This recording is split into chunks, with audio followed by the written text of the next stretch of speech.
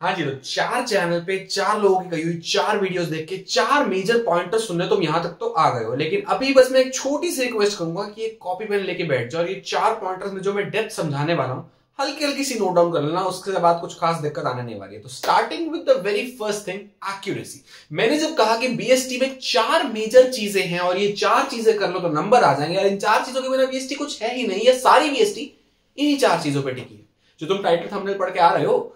तो 4 चीजों से मेरा मतलब कोई सिलेबस या कोई टॉपिक या कोई कॉन्सेप्ट नहीं था, ओवरऑल सब्जेक्ट पे लगने वाली 4 मेजर चीजों में सबसे पहली चीज आती है ए, विच stands for accuracy.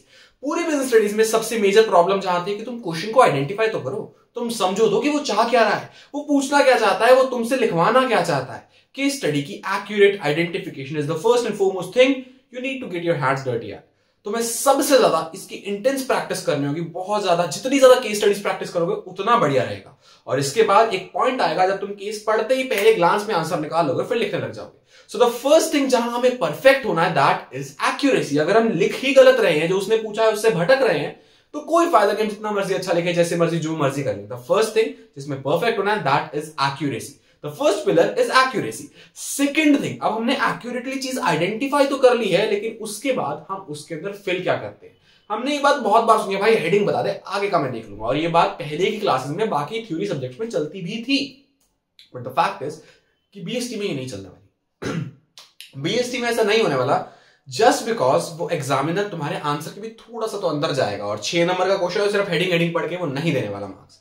And we need की ना तो वो बहुत ज्यादा बड़ी एक्सप्लेनेशन हो, ना वो बिल्कुल छोटी सी और बेसलेस एक्सप्लेनेशन हो, वो प्रिसाइज हो, वो लिमिटेड हो, और उसके अंदर जो कीवर्ड्स हो वो वही हो जो एग्जामिनर देखना चाहता है। पता है, एक फैक्ट होता है, हमने बहुत बार सुना है कि we don't want the copy checker to invest much time in your copy.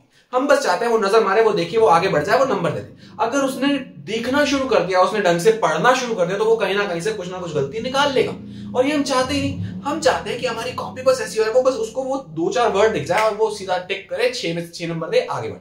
अगला टिक करे, 6 में से 6 नंबर दे, आगे बढ़े। अगला टिक करे, 3 में से 3 नंबर दे, आगे बढ़े। हम बस ये चाहते हैं। तो हमने जब अच्छे से अपना आंसर क्या लिखना है वो आइडेंटिफाई कर लिया, उस आइडेंटिफिकेशन, एक्यूरेट आइडेंटिफिकेशन के बाद बारी आती है कंटेंट की। वो कंटेंट हमें अच्छे से देना है। उसकी प्रैक्टिस के लिए, उसकी कीवर्ड फिलिंग के लिए तुम बोर्ड बूस्टर को फॉलो नहीं कर रहे हो, तो तुम बहुत बड़ी भारी गलती कर रहे हो भाई। तुम्हें रियलाइज नहीं हो रहा है कि हमारी कॉन्सेप्ट क्लैरिटी है, बट अगर हमें वो कॉन्सेप्ट समझाने ही नहीं आ रहे तो क्या फायदा उस कॉन्सेप्ट क्लैरिटी का। हमारे कॉन्सेप्ट क्लियर है और हमें एग्जामिनर को दिखाना है कि मेरे कॉन्सेप्ट बहुत क्लियर है और मैं इस पूरी बात को इन 3-4 वर्ड्स की मदद से समझा सकता हूं, और यही तो वो चाहता है। तो उस छोटे से पैराग्राफ में अच्छे से तुम्हें वो 3-4 वर्ड्स रख रहे हैं एंड उसको दिखाने। अब दिखाने की जब बात आ जाती है तो वहां तीसरा पिलर आता है, दैट इज प्रेजेंटेशन। बहुत जरूरी है मेरे भाई, बहुत ज्यादा जरूरी है। अगर तुम ढंग से चीज को प्रेजेंट नहीं कर पा रहे हो तो क्या फायदा, क्योंकि अगर 6 में से 6 चाहिए तो वो हर किसी को नहीं मिलेंगे। सही आंसर होने के बाद भी 6 में से 5 मिलेंगे, और थोड़ा बहुत कॉम्प्रोमाइजिंग आंसर होने के बाद भी 5.5 डिजर्विंग वाले को 6 मिल सकते हैं। और सीबीएसई में ये चलता आया है, चलता रहेगा। बिजनेस स्टडीज में जहां प्रेजेंटेशन की बात आती है तो वहां फ्लो चार्ट्स और डायग्राम्स और कार्टून्स तो बनते ही हैं, लेकिन उसी के साथ साथ हमें जिस चीज पे फोकस करना है that is to present your answer in pointers. हमें हर एक आंसर जो भी हो, जैसे भी हो, उसको पॉइंटर्स में एक्सप्रेस करना है। जितना हो सके पॉइंटर्स के अंदर भी सब पॉइंट्स बना दो, बुलेट्स बना दो, लेकिन इतना स्पेशियस और इतना सुंदर रखो ना एग्जामिनर के लिए कि उसको बस ठीक है, यहाँ ये पॉइंट है, वहां वो पॉइंट है, वो दिखे और वो आगे बढ़े। पेपर की कोई कमी नहीं है। भसड़ बचा के पैराग्राफ्स भरने से कुछ भी नहीं होने वाला।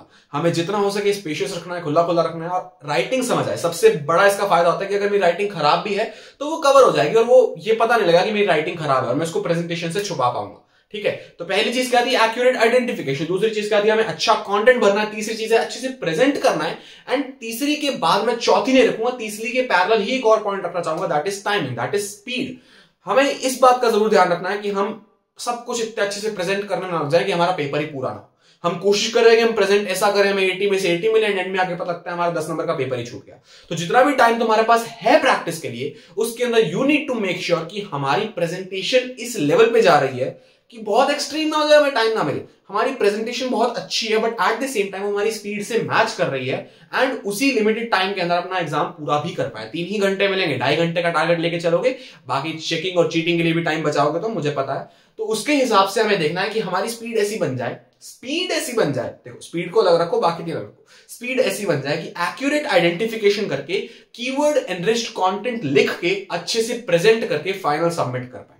तो 4 चीजें, 4 मेजर आइटम्स क्या है भैया, accuracy, content filled with keywords, उसके बाद presentation and all of that at a proper timing. ठीक है, 2.5 घंटे में काम खत्म होना चाहिए।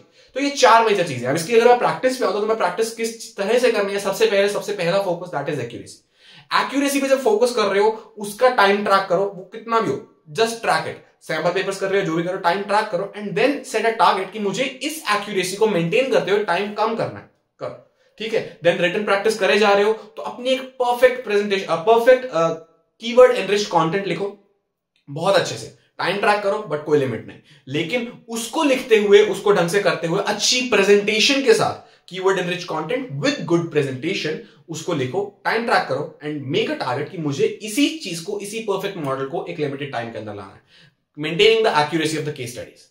तुम्हारी बीएसटी 80 में से 80, अब ये मेरी गारंटी है। मैं शुरू से बोलता रहा हूं कि चिंता मुझ पे छोड़ दो, तुमने छोड़ दी है एंड आई बिलीव कि तुम बोर्ड बूस्ट को अच्छे से देख रहे हो और इन वीडियोस को भी ढंग से फॉलो कर रहे हो। मैंने शुरू में कहा था कॉपी पेन निकाल के बैठो, मुझे पता है तुमने कुछ भी नहीं लिखा, तो जाओ लिखो क्या, accuracy, content, presentation and all of that at a given time. That is it. Thank you so much. कोई भी डाउट हो, कोई भी दिक्कत हो, नीचे वीडियो में बताना जरूर, एंड और किस टॉपिक पे वीडियो चाहिए, क्या प्रॉब्लम फेस कर रहे हो, कैसे क्या जो भी हो, do let me know. Thank you so much. 20 minute तो नहीं हुए, एक और बना लेना।